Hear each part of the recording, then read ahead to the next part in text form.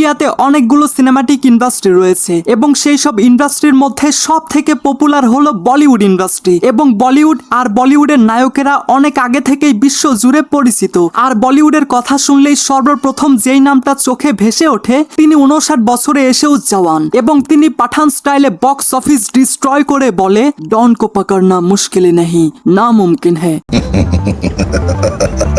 এবং অপরদিকে রয়েছে আমাদের ঢালিউড ইন্ডাস্ট্রি, যেই ইন্ডাস্ট্রিকে একসময় কেউ না চিনলেও বর্তমান সময়টাতে দেশের গণ্ডি পেরিয়ে বিশ্ব জুড়ে পরিচিত লাভ করছে। আর আমাদের এই ছোট্ট ইন্ডাস্ট্রিকে যেই মানুষটা বিশ্বব্যাপী পরিচিত করে তুলছে তিনি আর অন্য কেউ না, তিনি আমাদের বাংলাদেশের কিং, মেগাস্টার, আমাদের মতো সাকিবিয়ানদের প্রাণ, বাংলা সিনেমার অক্সিজেন, যিনি 46 বছর বয়সে এসেও অদম্য।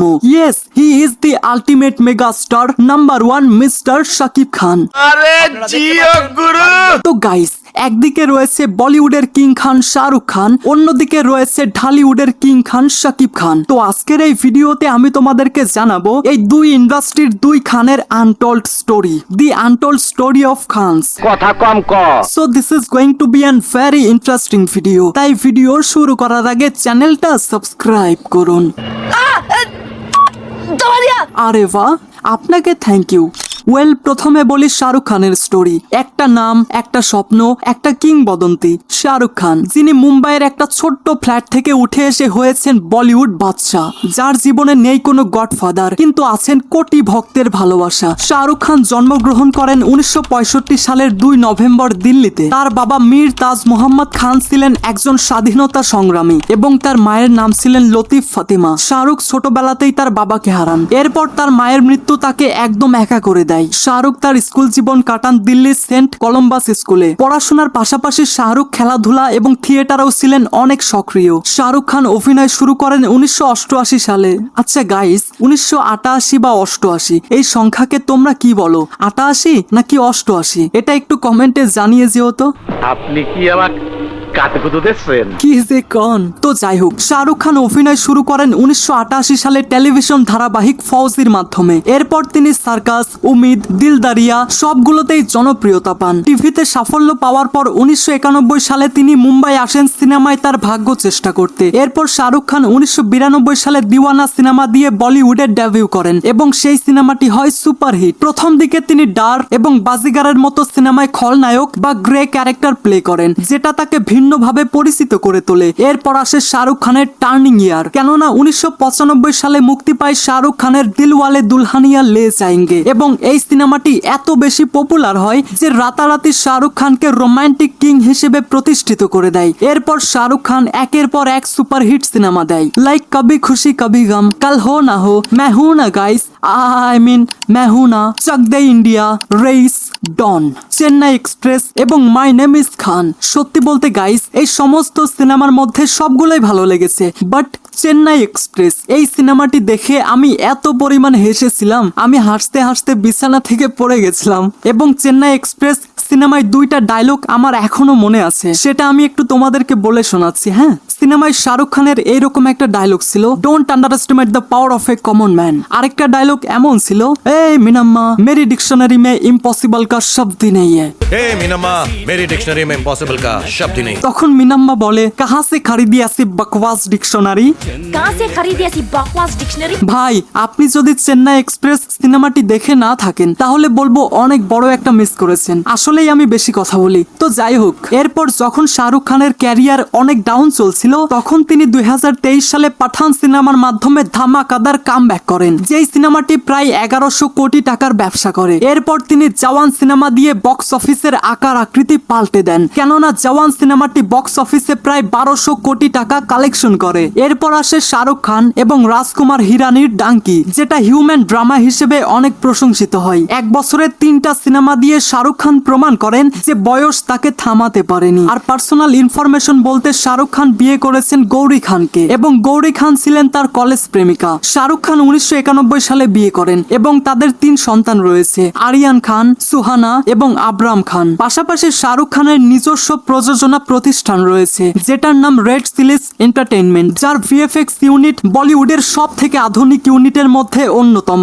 এর পাশাপাশি আইপিএল এ শাহরুখ খানের একটি দল রয়েছে যেটার নাম কলকাতা নাইট রাইডার্স। আর আপনি কি বিশ্বাস করবেন, আমি 2014 সাল থেকে শুধুমাত্র শাহরুখ খানের কারণে কলকাতা নাইট রাইডার্স কে সাপোর্ট করতাম। তো যাই হোক, এই সবের পাশাপাশি শাহরুখ খান কিন্তু অনেক দানশীল, কেননা তার একটা ফাউন্ডেশন রয়েছে এবং সেই ফাউন্ডেশনের নাম মীর ফাউন্ডেশন এবং এই ফাউন্ডেশনের মাধ্যমে তিনি অ্যাসিড আক্রান্ত নারীদের পাশে থাকেন। এছাড়াও শাহরুখ খান কোভিড এর সময় অক্সিজেন, খাদ্য এবং টাকা দিয়ে অনেক মানুষকে সাহায্য করেছিলেন। কিন্তু শাহরুখ খানের একটা গুণ হচ্ছে তিনি মানুষের পাশে দাঁড়ান, কিন্তু কখনোই সেটা প্রচার করেন না। শাহরুখ খান শুধুমাত্র একজন অভিনেতা নন, তিনি একটা ইনস্টিটিউশন যার জীবন আমাদের শেখায় অসংখ্য ব্যর্থতা পেরিয়ে কিভাবে সফল হওয়া যায়। বলিউডের এই বাদশা ভবিষ্যতেও আমাদের মন জয় করে যাবেন, এটাই আমাদের প্রত্যাশা। তো আপনি কি শাহরুখ খানের ফ্যান? কমেন্টে জানিয়ে যাবেন।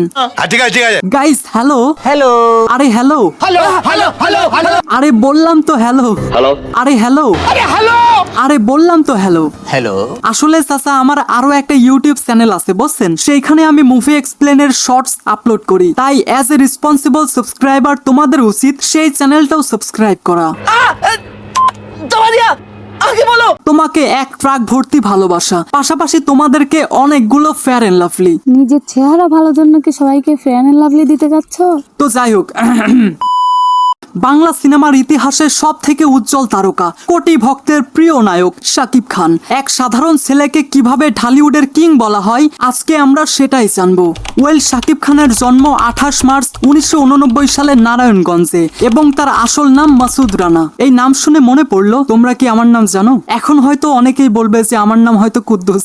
যাই হোক, ছোটবেলা থেকে শাকিব খান ছিলেন অনেক প্রাণ চঞ্চল এবং অভিনয়ের প্রতি ছিল তার এক অদ্ভুত ভালোবাসা। মাসুদ রানার পরিবার চেয়েছিল মাসুদ রানা ইঞ্জিনিয়ার হোক, কিন্তু ভাগ্য তাকে টেনে নিয়ে আসে রূপালী পর্দায়। আর 1999 সালে অনন্ত ভালোবাসা সিনেমার মাধ্যমে ঢালিউডে পা রাখেন শাকিব খান, মানে আমি পৃথিবীতে আসার 3-4 বছর আগে।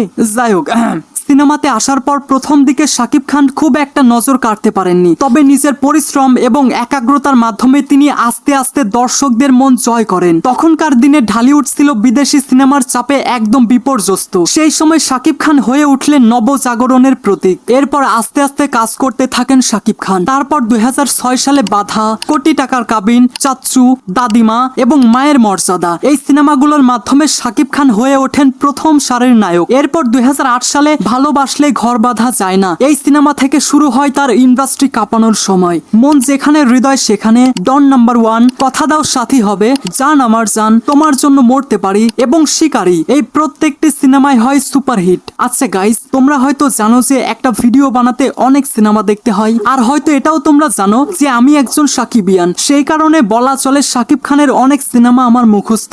এখন আমি তোমাদেরকে শাকিব খানের কয়েকটা সিনেমার নাম দিয়ে একটা ডায়লগ বলে শোনাবো। I hope you like it. আবার তাহলে শুরু থেকে বলি। তুমি আমার কঠিন প্রেম, এ জীবন তোমার আমার, মন যেখানে হৃদয় সেখানে, নিঃশ্বাসে তুমি বিশ্বাসে তুমি, মনে প্রাণে আছো তুমি, কথা দাও সাথী হবে, তুমি জান আমার জান।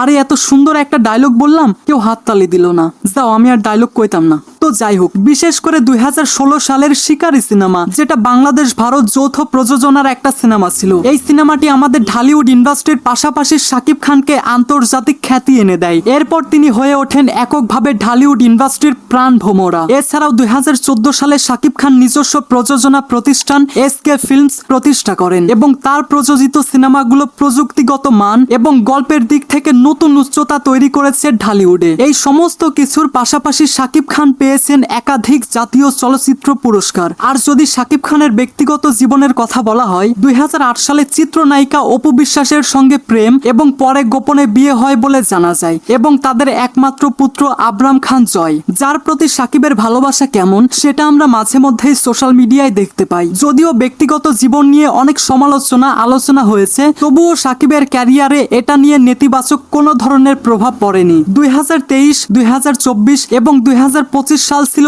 বাংলা সিনেমা ইতিহাসের জন্য সব থেকে স্মরণীয় বছর, কেননা এই সব সালে প্রিয়তমা, রাজকুমার, তুফান, দরদ এবং বরবাদ মুক্তি পায়। বিশেষ করে প্রিয়তমা ঢালিউডের ইতিহাসে নতুন এক স্ট্যান্ডার্ড তৈরি করে। এরপর 2025 সালে মুক্তি পায় মোস্ট পপুলার বরবাদ। পাশাপাশি 2025 সালে তাণ্ডব নামের আরো একটি সিনেমা আসতে চলেছে, যেই সিনেমাটি হতে পারে ঢাকায় চলচ্চিত্রের গর্ব। এখন শাকিব খানের সিনেমার বাজেট 10 থেকে 15 কোটি টাকায় পৌঁছে গেছে, যেটা আগে কেউ কল্পনাও করতো না। বর্তমান সময়টাতে ঢালিউডের শাকিব খান ছাড়া বড় বাজেটের সিনেমা এখন কেউ কল্পনাও করে না। বর্তমানে ঢালিউডের শাকিব খান ছাড়া বড় বাজেটের সিনেমা কেউ কল্পনাও করে না। পাশাপাশি দেশের বাইরে পর্যন্ত তার সিনেমা দারুণভাবে ব্যবসা সফল। তবে এটা নিশ্চিত, ভবিষ্যতেও শাকিব খান নতুন প্রজন্মের কাছে অনুপ্রেরণা হয়ে থাকবেন। শাকিব খান শুধুমাত্র একজন নায়ক নন, তিনি একটা ইতিহাস।